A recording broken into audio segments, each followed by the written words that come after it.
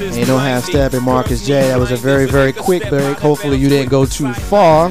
Maybe you just went to the refrigerator, got you a nice cold red stripe or something like that, or whatever it is you sip on. Made yourself a peanut butter and jelly sandwich, whatever it is you do. But we back on. We getting ready to get into the fishbowl. But before we do that, a staple of the show we do every single week. We talk about a missing child. So that's what we're going to do. Joanna Amelia Benitez is an endangered runaway. Her date of birth is September 18, 1997. She's been missing since December 27th, a couple days after Christmas. December 27th, 2011. She's 14 years old, from Germantown, Maryland. She is a Hispanic and white female. She's 5 foot tall, weighs 185 pounds, with brown hair and brown eyes. She is missing once again from the Germantown, Montgomery County area in Maryland. She was last seen wearing a white North Face jacket, blue jeans, Adidas flip-flops, and black wire eyeglasses. She may frequent the Germantown and Gaithersburg areas. If you have seen this young lady, please contact the National Center for Missing and Exploited Children. Their website is missingkids.com, or you can call 1-800-THE-LOST, 1-800-843-5678. If you want to check my personal Facebook page as well as the Ain't No Half Steppin' with Marcus J page, you will find a picture of young Joanna Amelia Benitez. Every single week we go through a child. Very, very important to us here at Ain't No Half Steppin'. So if you see any of these children that we profile, please make sure you make that phone call. Remember, it could be your child as well. All right. From here, I'm going to turn over the microphone and control of the studio show right now to your man, Big Rube. You are now in the fishbowl. Yo, yo, yo. I want to do this shout out for all the ladies out there real quick. That's right. We do different stuff all the time. Hey, love it over here. All right, that's all you get. Now, wow. Dude, we can get you a better. Wow. She was. Notice the air quotes. She was. No, it wasn't for anybody particular. No, never. Dude, we can get you a better phone or something to play that with. I just thought it was funny. No. All right, y'all know how it gets down to Fishbowl. 804-726-3430. All right, we're gonna talk about some stuff. I got 5 things we can talk about. And if you act right, you might get 6. We're going to talk about some things. I'm going to put it out there, and I'm going to be like, what do you think? Not like Colin Banks, but, you know, we just do. That's how we do in the fishbowl. First topic today. I know everybody heard about this topic. Now, listen to the whole thing before you start talking. First thing, 10-year-old getting a tattoo. The punishment, and for who? Banks. What 10-year-old getting a tattoo? You ain't heard about that? No. Right. My son. I heard the story, so give it to him. Quick story. All right. Brother died. 10-year-old asked his mom, "Yo, can I get a tattoo of my brother on my shoulder?" Yeah. Takes to get a tattoo. I'm sorry. That's against the law. That's assault. I believe that's what they call it. It's like child abuse or something. Gotcha. So they're trying to lock this woman up because she went and got her 10-year-old a tattoo. Now, I've heard from a lot of different angles. I want to hear what y'all got to say first, because this has been kind of playing out there for the last week and a half now. So I've heard the story. I'm going to take this one first. I think the first person that should be reprimanded, and I'm going to use the word reprimand because I'm not sure that I put this woman in jail. Matter of fact, I'll go on record. You don't put the woman in jail for this. But I think the person who did the tattoo should lose their license. Yeah. Period. Yeah. You don't get to work anymore in this business. I don't care that you got mom standing there saying it's okay to do it. You can look at this child and see that it's a child that you just took that needle to. That right there is the torture. But the child was like, "I want to tattoo." You can argue, my brother. you can argue that the mother, and I disagree with this argument, but playing devil's advocate, you can argue that the mother wasn't the one that did it. The tattoo artist was the one that did it. Mm-hmm. I disagree. I do disagree with that position, but someone's going to come up and say that. Someone's going to say she didn't do it. Right. So she paid for it. There's a lot of things. Yeah, that's true. There's a lot of things that your child is going to ask you for that you just got to say no to. Period. And that. I think I kind of lean towards that. I mean, I understand it's his brother. His brother's deceased. He want to memorialize his brother in some way. But I'm your mother, and at 10, you're not putting any permanent ink on my body, on your body. I have tattoos, but my child won't have any, not before she's 18. Well, how is that any different from you getting an ear piercing? Isn't that painful for a child? She didn't agree to get that. Mm-hmm. There's another devil's advocate. It's not illegal. Good position. It's not illegal. It's not illegal, but you made a decision that she couldn't even voice. Wow. That's a good point. I never thought about that. I never thought about that either. Now, the 10-year-old can voice his opinion. He said, I want to do it. Now, granted, I'm going to knock my 10-year-old out. I'm going to tattoo you, all right. But again, let's go back to what people have done prior to now. We, as a civilized culture, said, yes, it is wrong for me to tattoo a 10-year-old. However, in some uncivilized, and I use quotation marks when I say that, they're okay with tattooing a 10-year-old. Okay. Heck, they may have been even 5, 4, 3, or 2 when they got the tattoo. But if we, as a civilized, so we pick and choose when we're going to be civilized. Right. Okay. We pick and choose. Again, and I pick and choose. My 10-year-old won't have a tattoo. I don't care who it is or why. Right. But again, when she was a youngin', she did not have a chance to voice whether or not she wanted pierced ears. You made that decision for her. You set her in front of the little Cordoba booth or whatever it was out there in the mall. She was 6 months and she did not cry. Yes, marks. she did. She had ink marks on her ears to line up the pen. She sure did. And they pinned. It's a good point. I give you that. It's a good point. It is a good point. Now, one point I heard before I move on. One point I heard is, why don't you take the child away from the parent? And the reason why that is, if the child can't say no to their parent about a tattoo, what makes you think the parent can't say no about anything else? Just something to stew on. That's why we got the Fishbowl. Number 2, Washington State is about to be the number 7 state in the United States to legalize gay marriage. Talk about it. I'm gonna slide that to the one on your right. see how he do me. See, I'm gonna slide that one to the one on your right. See how he do me. I can't go on that. See how he do me. I can't even speak on that. Just slide that one to the person on your right, then come back. See how he do me. I personally jump in. I mean, I'll take it first. No, it's okay. I personally don't have a problem with it. I really don't.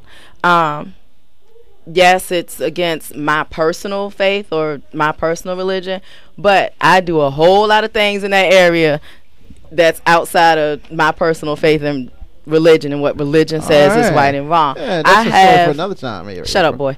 I have no issue with it personally, because I feel like if you're going to be partners with someone and you've been with this person 30 and 40 years, there's certain rights you should have legally. So I don't have an issue Marcus with it at all. Chime in, so I'm gonna keep my mouth shut. I think that anytime you try to regulate someone else personally because of your views, I got a problem with that. So I'll go on record as saying I absolutely support it. If these people want to pledge their lives to each other, so be it. You won't find me doing it because I'm heterosexual. I'm not homosexual, but I don't have a problem with people who are homosexual. Period. And I don't like how disrespected they are, because they have rights. They pay their taxes. They love. They have children. You know what I mean? And they should be as miserable as the rest of us married folks. And they should be as miserable as the rest of us. Absolutely. So, I mean, the whole thing of it is, the whole thing of legalizing it is because you've got laws on the books. But you know what? Laws can be changed. And that's why we have amendments. And we have laws that are on the books that are crazy anyway. And it's stupid and outdated. Mm-hmm. The problem from a social standpoint is, what are you saying to your kids or your next generation when you do have something like that? Mm-hmm. That is not the norm. And again, we do have those outside the box thinkers and those outside the box livers. But again, you still have to have what is quote unquote the norm existing, so that again somebody can see that that person has made a decision to go that way. So. Right. You're still going to have heterosexual marriages? Yeah. So how does legalizing same-sex marriages I mean, it goes against the norm, but it's not turning into a majority. You're not right. I mean, that's yeah. The norm accord to what society, I guess, says is the norm. I'm just using his terms. So. Yeah, no, I'm with you. I agree with you. I mean, 100 years ago, black folk couldn't marry white folk. You know, and it wasn't the norm. Well, free. Right, exactly. And technically, some of us still aren't mentally, but that's a whole other fishbowl topic. And when the Constitution was written, you know, we were 1/8. We weren't even a full person. Yeah, so, we weren't even a full person. So, and is that still on the books? And it probably is. But see, that goes to my point on how it's not the law for same sex to be able to marry, but just because it's the law doesn't mean that it's right. Right. And you know, I'll just say that I agree with that. My personal opinion is we shouldn't have the right as individuals or even as a group of people who get together and make ourselves one to say that another group shouldn't be able to do what they want to do in their own home. Exactly. Hey, you know, far as I can you're not converting anyone. You do what you got to do. I mean, I got no issue with anybody else, you know. Yeah, and you know, I won't use the condescending term. Oh, I got gay friends, you know, because it drives me crazy sometimes when you hear people just like say, you got black friends. Yeah, I got black friends. Black friends. Yeah, I won't be condescending and say anything corny like that. But at the end of the day, we all have gay friends. Whether you know it or not. We may not always know it. Yeah. But we all have them. Yeah. You know, period. Is anybody else thinking about Martin Lawrence? You so crazy. I'm sorry. No, I really wasn't. Trying to get your massage on. Oh, wait a minute now. No, that's a different topic for a different time. Yeah. Now, who have heard the song "Red Solo Cup"? Never. Mm-mm. All right. Basically, what it is Toby I know Keith what song. Red Solo Cups are. It's a Toby Keith song, basically singing about how you put your alcohol in a red Solo cup because it's cheap. And when you got a red Solo cup, that means everybody know what's getting down. You know? My thing is with Toby Keith, I mean, I'm going to really hurt some feelings out there. Toby Keith is racist as they come. Please talk about it. If you got something to say. You got to say move on. Who's Toby Keith? You don't know Toby Keith. Okay, he's a country singer. Yeah. Am I right? Okay. He's the person who made that song about basically not liking people from the Middle East, and he called them rhetorical names and not rhetorical. So do you feel like he's making fun of black people, or is it? I just think he's terrible. Okay. I mean, I don't like him and what he does because I feel like that he caters to a part of the country that wants to influence that belief and just drags it. I mean, I think he's partially keeping us down, not us, the country, right? You know, because Tea Party type stuff. It would be one of those things. I mean, I just wouldn't listen to it. You know, I wouldn't listen to his music. I've heard of Toby Keith, but I never heard of the song. Yeah. But he's made so much money off these stupid songs, and you know, I understand being pro-American, but pro-American and hating everybody else ain't really pro-American. It is, you know, I'm not saying put a white cloth on, but I'm just saying that you need to take another look. But real talk, you know, Jim Crow goes by the name of James Crow Esquire these days. So you know, so it may not be right there in your face. Yeah. But that don't mean it ain't still right there. That's right. And we have to be cognizant of the I code love that language. word. Say it again. We have to be cognizant. Say it again. And aware. Whoa, what's going on over here? Whoa, so he can't get it out. Do it again. Right now. But she is on the other side of the room, ladies and gentlemen. We have to be aware. Me, I'm not sure how this is getting down. We have to be aware of the code language that is used. Yeah, exactly. That's true. You know, and I won't make this a political thing because that's not where you want it. I'm gonna make this point. We're gonna move on to the next one. But anytime you have a political candidate who wants to be the president of the United States who suggests that children of any race or socioeconomic background have never seen parents go to work every single day. You know, are we calling names? You know, I don't want to have that. I don't want to have that kind ahead. of show. Go ahead. You know, but to speak to his point, we all know that they are there, and there's some quacks on the other side too. We're not gonna make this, you know, throw darts at one side, but you know, we gotta just be aware that these people are out there and work around them. All right, number 4. You always trying to steal somebody's shine, man. What's wrong with you? It's that cowboy. What are you doing? It's that cowboy in him. Number. What was that? Always got to be seen and heard. You ain't got to take it, but I'm defending Big Rube right now because I ain't like it. Show ends I didn't in 30 like it minutes. when you did it to me last week, and I didn't like it when you tried to do it to Big Rube. 31 minutes. Meet me outside at the car. I'm just saying. We can do this. Another Giants and Cowboys going down. And we know how that went down this year. Go on, Big Rube. All right. I ain't worried about little big man. Representative Emmanuel Cleaver, who is the chairman of the Congressional Black Caucus. Say that first part one more time. Republican. Representative Emmanuel Cleaver, who is the chairman of the Congressional Black Caucus, told the Daily Caller that African Americans won't, quote, march on the White House, unquote, over the high unemployment rate in the black community because President Obama is black. Talk about it. Well, I mean, I think a lot of these people have misinformation because the unemployment rate has been going down. We have added, I think it's something like 2 million jobs since he's taken office. Something like that. 2 million, something like that since I he's kind of taken wish I office. was watching the State of the Union And I right think, now I so I got could mine see. on DVR, so I'm going to be watching it. But here's the thing.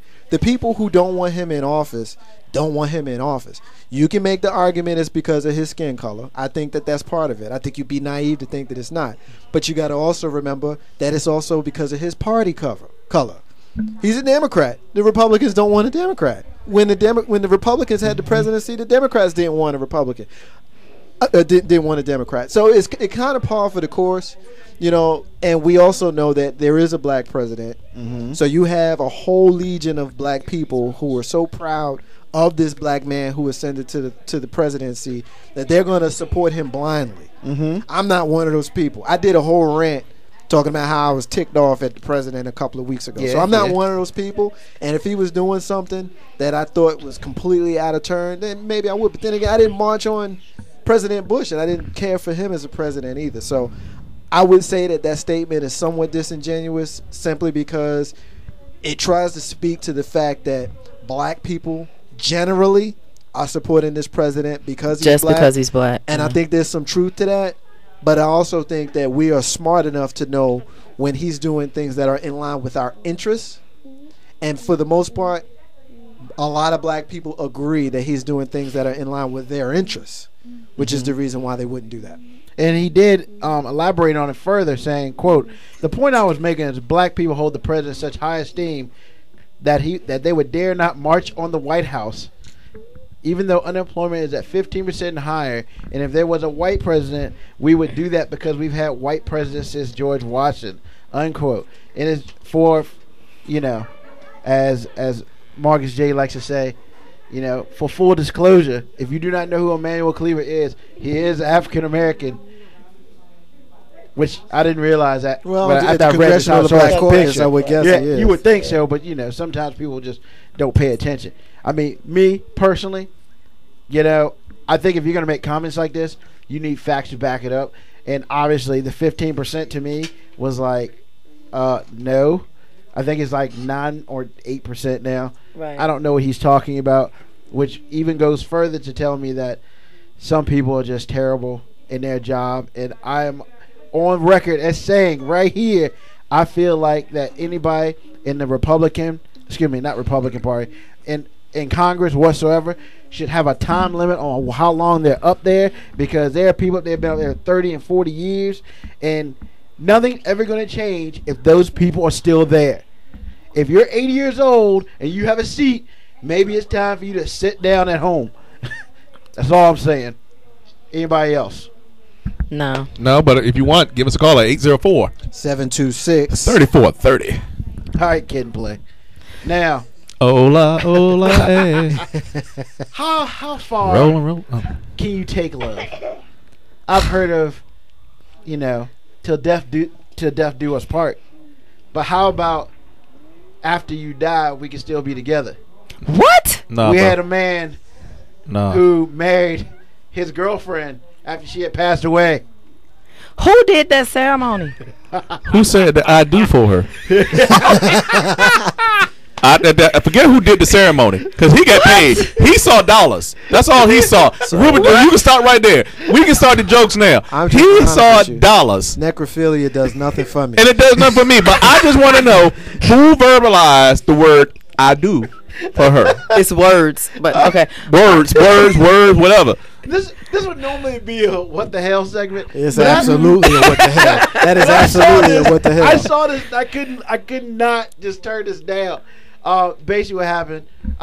The 28-year-old groom put a gold ring on his girlfriend's body. How old was she? Does it say? 29. She suddenly died in a car crash. Oh. And he had promised to marry her, but then she died. They met in college, planning to get married for quite a while. Did her parents know? They're 28 and 29, met in college, and they was just now starting about talking. That's about 7 years. 7 years have gone by. Wow. Okay. I'm gonna jump on this one first. Big Rube. Please, because I'm speechless. Is that the end of the story? No. I'm gonna let you finish. No. Although initially seen as a supremely romantic gesture, of his devotion. Oh, wait a minute. I'm sorry. I have to go back. He put a gold ring on his girlfriend's body and he buried her in a wedding dress. Did they consummate? I don't have so much of a problem with. I have a problem with that because first of all, like Calvin Banks said, she didn't say yes to nobody. She didn't say yes to a priest. How you know she want to be buried in a wedding dress? Yeah, but how do you? But you don't know that you don't say so I anyway. mean, unless you make special provisions for how you want your body or whatever to be taken care of at the time of your passing, then you get what you get. If you get buried in a yellow Bob Marley T-shirt, smoking some weed. Hey, April. Disclosure: I did not wear the Bob Marley smoking weed T-shirt to work. Or a blue. I didn't. Or a blue Carlton Banks style sweater vest. Yeah, that's not Carlton Banks, by the way. Or a real ugly Cowboys T-shirt. T-shirt. Oh, I'm buried or a New York Football Giants T-shirt. Yeah, but seriously, unless you make arrangements, then what difference does it make? But they discussed it. They were going to get married. Now, where you lose me is they got married after she's dead, but they really didn't. It's more symbolic. It sounds like. First of all, he was tied. He did marry. He did marry his girlfriend's corpse. Yes, that's where you lose me. There is a video of the ceremony on YouTube. So you can look it up. Oh, God. Stay off YouTube. Hey, all I got to say is this. Stay off YouTube. Oh! But you know what? It's funny. I don't want to steal this thunder, but I did see a story, and we can look this up because I don't know it that well. But I did see a story this week about a woman that got pregnant by a male corpse. Stop. Apparently, it still works. Oh. Now, obviously it wasn't. Obviously, it wasn't That's flaccid. How people get down. So, but we gotta call her. Lindrell. Somebody say the lady. Lindrell, how you doing? Where you calling from? I'm doing well, thank you. I'm calling from Richmond, Virginia. Richmond is in the house. RVA. Thank you. What you want to talk to us about today? I wanted to talk about the first thing about the tattoo of the 10-year-old. Let's hear it. Go for it. I don't have an issue with it at all because that was his mother's or his parents' decision for her to do for a child, and I don't feel that she should be prosecuted for it. And the reason being, I have a 16, well, he's 17 now, but when he was 16, I chose to allow him to get a tattoo.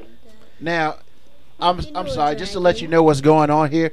When you said that, everybody's face just got, except for Carlton Banks because he's playing on his phone, everybody's face kind of got like, what? I mean, now, you said at 16, you let your son get a tattoo, correct? Yes. Now, does it matter that he was 16, or would you have let your 10-year-old get a tattoo?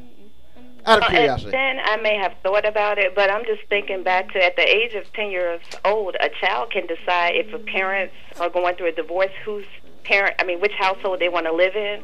So they do allow children to make decisions that affect them lifelong. So why should that be any different?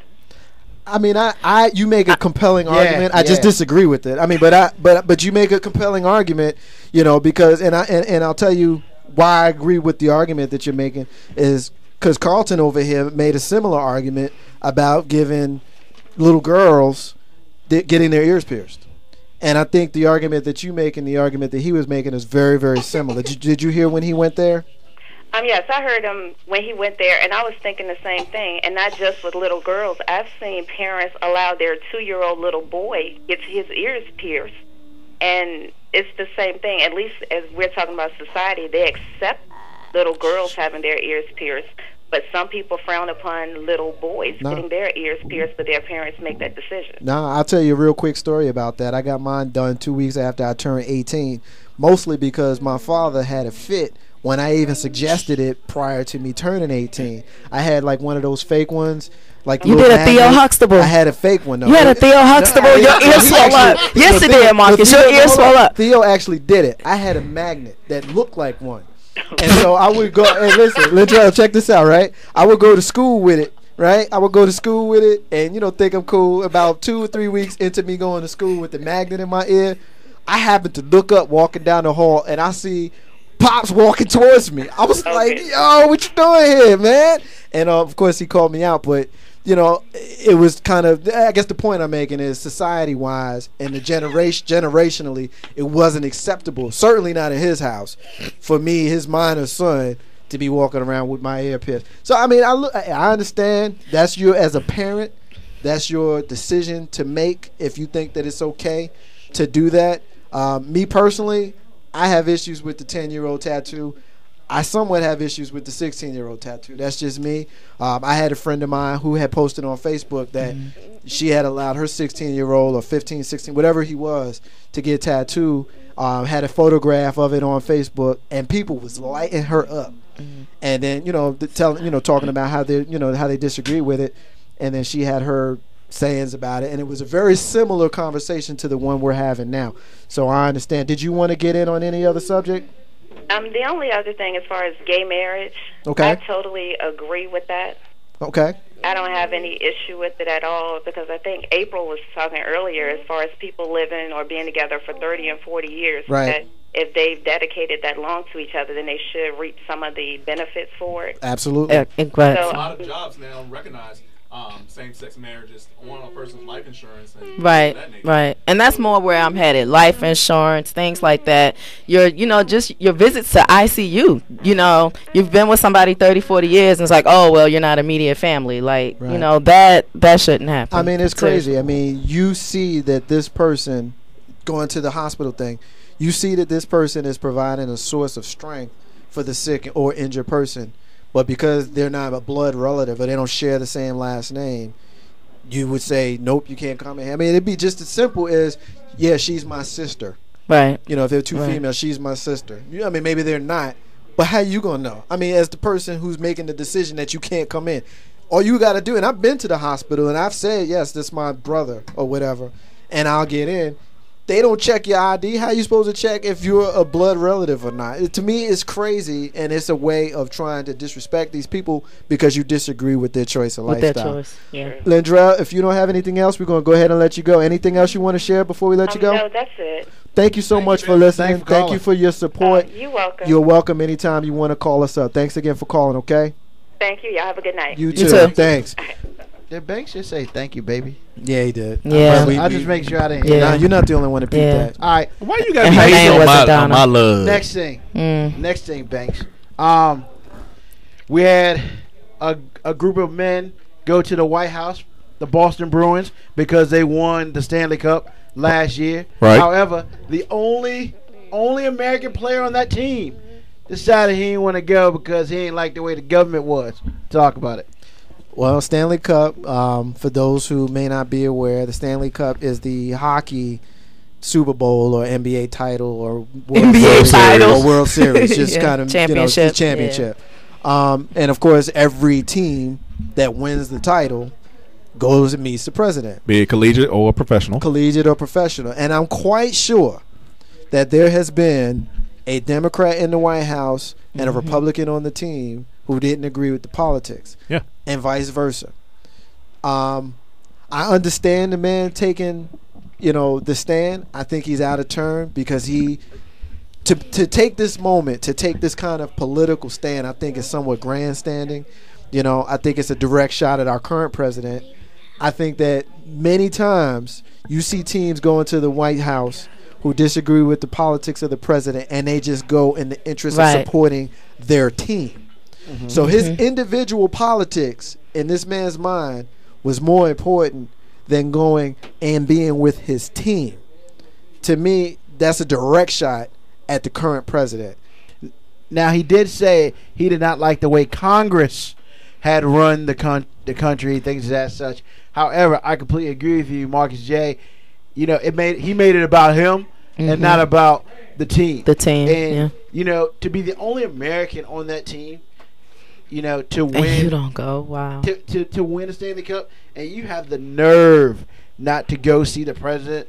You know, the owners quickly said, this is what he believes. It has nothing to do with us. You know, they protect themselves because how are you going to sit there and just? To me, I feel like he just dissed America. I mean, this is a flagship National Hockey League team. This team has been around Boston, and it's in Boston. You know, I'm sorry, I cut you off. You know, he's not the first one who's taken a stance back on visiting the White House. So it's his choice. It's definitely his choice, and he has every right to feel the way he does feel. So that man's moment is his moment. Granted, if it's a part of history, I want to be there as best I can. However, he had to said, you know, he has his own standards in life, and he said, no, I don't want to do it. So, I mean, while I understand that it's his right to do that, I think this is one of those situations where his team should have come first. And I just stand by that. There's no I in team. There's no I in team. But there's me. And you know what? Shut up. And one last thing, the stupid moment of the week that I think I'm going to add on each one. 40-year-old gentleman named Michael West, you know, pretty much blamed his wife's beatings on a ghost. I need more. I need more. I'm about to give you more. I need more. I'm about to give you more. 41-year-old from Wisconsin was arrested for allegedly beating his wife on January 15th. Instead of owning up to the wife's injuries, police found her crying very hard with blood streaming out of her nose. West told the cops that she had fallen and hurt her face. When the police asked about the marks around her neck, West gave up the traditional excuse and told them that a ghost attacked her. The wife, Rebecca, said no.